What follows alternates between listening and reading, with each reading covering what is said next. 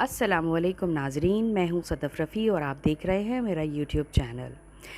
گزشتہ کچھ دنوں سے میری طبیعت ناساز تھی اور اس وجہ سے میں ریگولر آ نہیں پائی، کیونکہ میں نے چند ہفتوں پہلے ہی یہ تہیہ کیا تھا کہ میں ریگولر اپنے یوٹیوب چینل پر آؤں گی اور جو بھی نیوز اپڈیٹس ہوا کریں گی میں آپ لوگوں سے ضرور شیئر کیا کروں گی۔ ایک مسئلہ پچھلے دنوں میرے سامنے سے گزرا اور میں ضروری سمجھتی ہوں کہ میں اس پر بات کروں، اور میری بات چیت چل بھی رہی ہے۔ قصہ کچھ یوں ہے کہ ایک بچی تھی جس کا میں نام یہاں پہ ریویل کرنا بالکل بھی نہیں چاہوں گی، نہ میں اس کے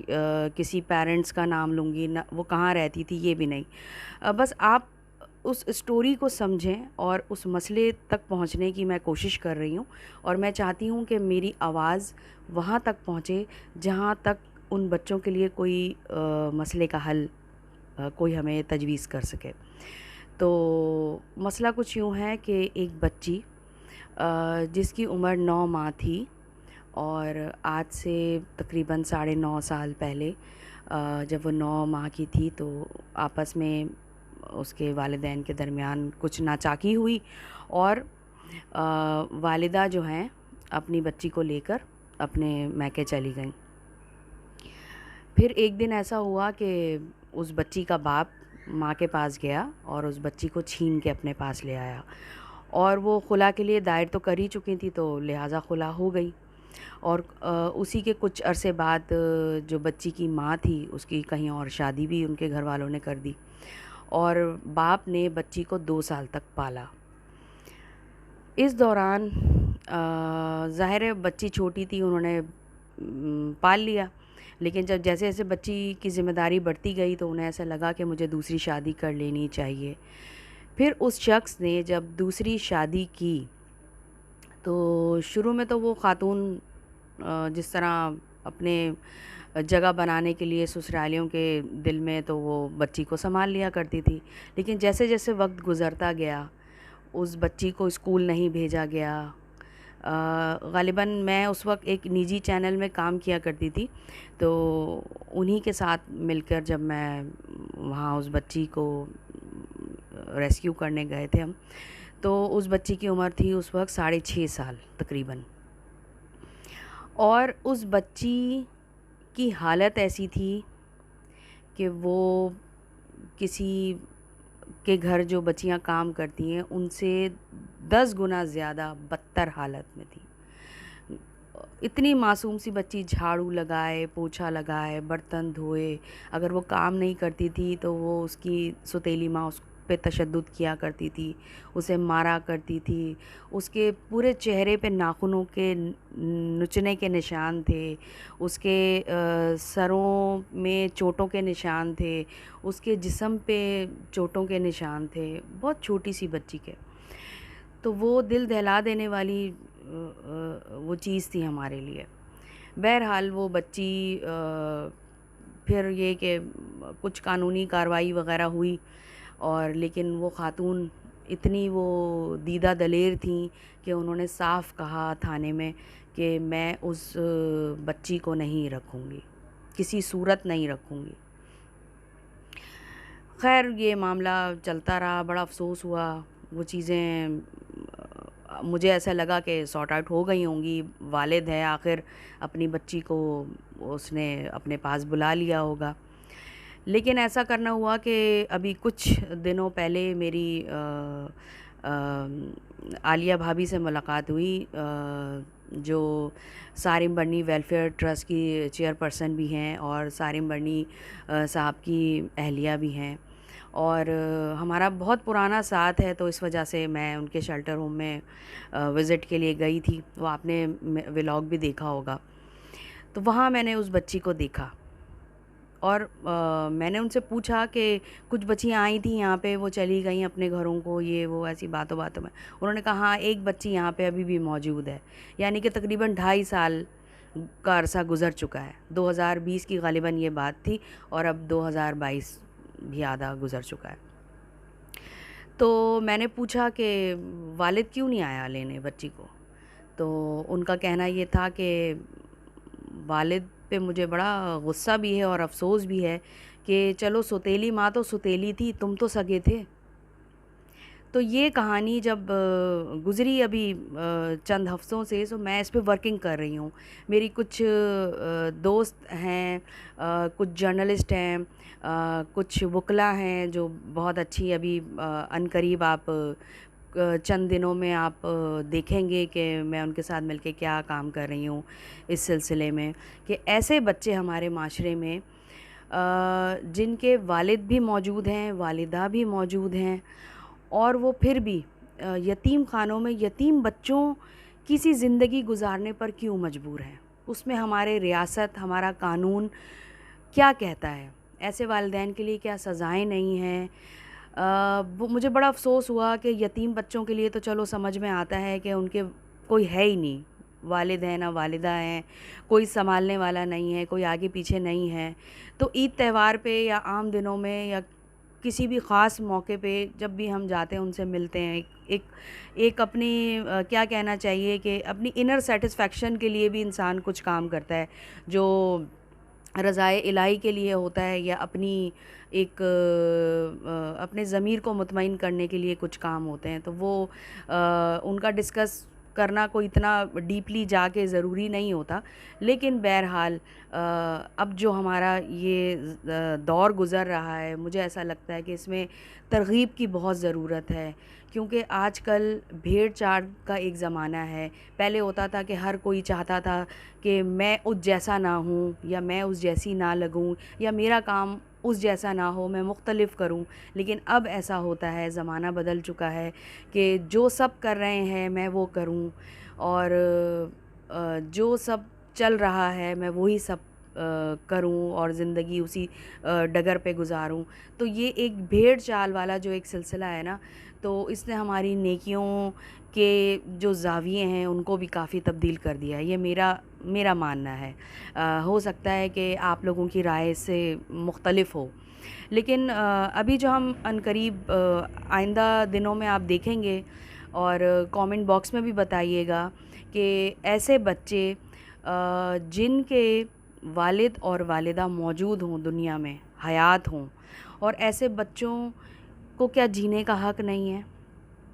ان کے لیے مطلب کہ وہ اتنے معصوم بچے جب وہ اپنی معصومیت کھو چکیں گے، جب وہ باشعور ہوں گے، جب وہ 18 سال کی عمر کو پہنچیں گے، تب وہ اپنا حق ماں اور باپ سے جب مانگیں گے،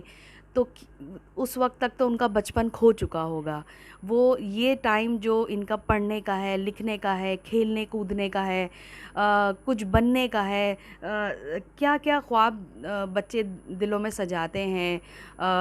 میرے بچے بھی جب چھوٹے ہوتے تھے، بلکہ ابھی بھی بڑے ہو گئے ہیں، لیکن پھر بھی ان گنت اپنی خواہشات کا اظہار کرتے ہیں۔ چلو جن کے ماں باپ نہیں ہیں وہ بچے اپنی خواہشات کو دبا لیتے ہیں، وہ ایک الگ سینیریو ہے، لیکن ان بچوں کے لیے بھی میں نے کچھ سوچا ہے۔ انشاءاللہ اللہ نے زندگی دی، مہلت دی، اور میں ان کے لیے بھی کچھ ضرور کروں گی۔ لیکن جو بچے جن کے والد اور والدہ موجود ہیں، کسی بھی ناچاکی کی وجہ سے وہ آپس میں علیحدگی اختیار کر چکے ہیں، اس میں ان معصوم بچوں کا کیا قصور ہے؟ ہمارا اسلامی معاشرہ ایسے بچوں کو کسی بھی صورت کسی اور کے حوالے کیسے کر سکتا ہے؟ وہ برابر کے شریک ہیں، ان کا حق ہے آپ کی ہر چیز پر، وہ والد اور والدہ پر حق رکھتے ہیں، وہ ان کی جائیدادوں میں حق رکھتے ہیں، وہ ہر چیز کی ذمہ داری ان کی اٹھانی چاہیے۔ عید تہوار پہ وہ بچے یتیم بچوں کے ساتھ عید مناتے ہوں گے، کیا ان کو کیسے والدین ہیں جن کے دل نہیں دکھتے ہوں گے؟ مجھے یہ تو ایک میں نے کہانی آپ سے شیئر کی ہے، ایسی سینکڑوں کہانیاں ہیں، سینکڑوں کہانیاں ہمارے ارد گرد موجود ہیں، جو میں چاہتی ہوں کہ اسے صفحہ اول پر ہم لے کر آئیں اور اس کو ہم ڈسکس کریں، کھل کے اس پر بات کریں، ہماری ریاست اس پہ کام کرے، ہمارا قانون اس پہ کیا کہتا ہے اس پہ روشنی ڈالیں، اور باشعور لوگ اس پر باقاعدہ ڈیبیٹ کریں، اس مسئلے کو اٹھائیں۔ اس سے اچھا تو ہمارا پھر ویسٹرن کلچر کو ہم کہہ سکتے ہیں کہ اگر والد اور والدہ میں آپس میں اگر سپریشن ہو جاتی ہے، تو وہ بچے 15 दिन बाप के पास रहते हैं, 15 दिन माँ के पास रहते हैं। जब वो बालिग हो जाते हैं, बाशऊर हो जाते हैं, तो फिर उनकी अपनी मर्ज़ी पे ये चीज़ का तयन किया जाता है वहाँ के कानून के मुताबिक कि बच्चा आया अपनी माँ के पास जाना चाहता है या बाप के पास जाना चाहता है, या वो इंडिपेंडेंटली रहना चाहता है। तो इससे अच्छा तो फिर हमारा वेस्ट कल्चर हुआ ना, कि वो कम से कम अपने बच्चों को यतीम खानों में तो नहीं फेंक देते। तो बस ये एक छोटा सा टॉपिक था जो काफ़ी दिनों से मुझे उलझाए हुए था, और मैंने आप लोगों से शेयर किया। और मुझे कमेंट बॉक्स में बताइएगा अगर ऐसी इर्द गिर्द आपके पास कहानियाँ हैं जिस पे आप आवाज़ उठाना चाहते हैं। मैं तो इस पे काम शुरू कर चुकी हूँ, और तमाम वकला से भी, जो मेरे दोस्त हैं, अहबाब हैं, उनसे मैं बात भी कर चुकी हूँ कि इस मसले का हल कुछ ना कुछ ज़रूर आने वाले वक्तों में होना चाहिए, ताकि वो बच्चे अपने हक़ के लिए लड़े नहीं किसी से। उनको कम से कम इतना पता हो। कितने बच्चे 12, 13, 14 साल की उम्र को होंगे जिनके माँ भी होगी, बाप भी होंगे, वो कहीं और अपने बेशक घर बसा चुके होंगे, लेकिन जो औलाद है वो तो अपनी जगह मौजूद ही है, उसके हुकूक अपनी जगह पर कायम व दायम हैं। आपने हर सूरत वो अदा करने ही हैं। जिस तरह वालिदैन के हुकूक हैं, उसी तरह औलाद के भी हुकूक हैं। तो इस पे हम ज़रूर कानूनी तौर पे, अब मैं इंशाल्लाह बहुत अनकरीब एक इंटरव्यू लेकर आऊँगी, और देखेंगे कि इसमें कानून हमारा क्या कहता है। फिर मैं कोशिश करूँगी, अगर वो मसला तब भी हल ना हो तो फिर मैं शरीयत के मुताबिक अपने जो दीन के हमारे स्कॉलर्स हैं, मैं उनसे ज़रूर बात करूँगी। और आप लोग भी इस डिबेट में हिस्सा लें और मुझे बताइए कि असल हमारे माशरे में ये जो बदनज़मी है और हक़ तलफ़ी है, और सही मानों में हमारे माशरे में ये अवेयरनेस ही नहीं है कि कोई शहरी अपने हुकूक नहीं जानता, कोई वालिदा अपने हुकूक नहीं जानते, औलादों को अपने हुकूक नहीं पता। जब यही औलाद कल को बड़ी होती है और माँ और बाप जब बुढ़ापे की दहलीज़ पर होते हैं और वो अपना हक़ जताने की कोशिश करते हैं, तो जब ये बच्चे उन पर तवज्जो नहीं देते तो वो फिर शिकायत ना किया करें, क्योंकि हम वही बीज बोते हैं ना जिनकी फ़सल उगती है, और वही फ़सल हम काटते हैं। तो जो बीज, जैसा बीज बोएंगे हमें वैसी ही फ़सल मिलेगी। तो आज से अगर हम अपनी गलतियों को सुधार लें तो हो सकता है आने वाला वक्त जो है हमारे बुढ़ापों को भी सिक्योर कर दे और हमारे आने वाली नस्लों को भी सिक्योर कर दे। तो ये जो उथल पुथल के हम शिकार हुए हुए हैं, ओल्ड एज होम अभी जेडीसी ने बहुत बड़ा बनाया है, और मुझे बड़ा अफ़सोस हुआ कि हमारे मुल्क में ओल्ड एज होम का तसव्वुर होना ही नहीं चाहिए था। लेकिन वो ज़ाहिर है छोटा पड़ रहा था। सारी बनी वेलफेयर ट्रस्ट में भी है, लेकिन ये है कि वो छोटा है और इतने ज़्यादा उनको ज़रूरत कभी महसूस नहीं हुई। लेकिन जेडीसी ने अभी जो बनाया है ज़फ़र अब्बास भाई ने, तो वो इतने बड़ा बनाया है कि उस पे खुशी नहीं है, उस पे मुझे अफ़सोस है कि हमारे माशरे में ओल्ड एज होम का जो एक कॉन्सेप्ट नहीं होता था किसी ज़माने में, वो अब तश्कील दिया जा रहा है। आज एक ओल्ड एज होम बन रहा है, ज़ाहिर है फिर कल को वो अपनी ब्रांचेस बनाएंगे दूसरे शहरों में। तो ये कोई अच्छी चीज़ नहीं है।